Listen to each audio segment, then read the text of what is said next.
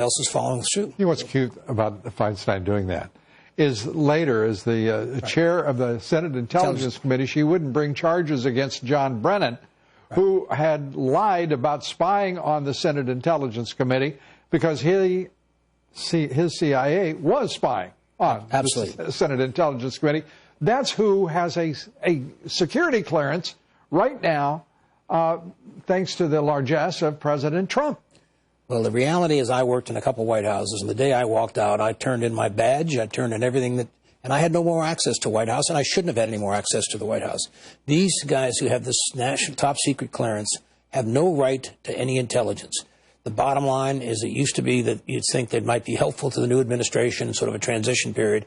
These guys are partisan hacks, John Brennan being the lead, out there taking any information he has, he's leaking to the press. You know, he acts and talks like a provocateur of a foreign government, or at least alien ideology. I don't know what planet he's from, but the man is not of, to me, he is certainly not of any stature in standing to hold a security clearance. And you talk to anybody in the mainstream media. He was one of the biggest leakers when he was in the White House, when he was the director of the CIA.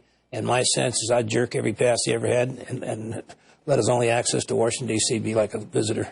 Well, you've known Washington politics for a long time.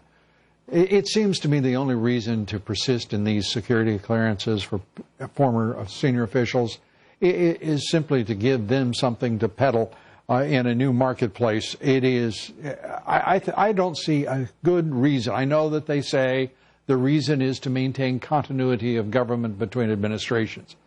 But the reality is that there is no basis for continuing a security clearance for those folks. And the president controls security clearances. So if the president felt he had a need for somebody outside of government, not these cast of characters, he could always give him a 30-day or 60-day. But this particular guy, this is the opposition. And they are out there being partisan. This is the resistance. This is subversion. That's a much stronger word. They've got a shadow government, and you're giving them security clearances? Why? Right. And it's a very valuable asset to have because there's a lot of companies will pay for that.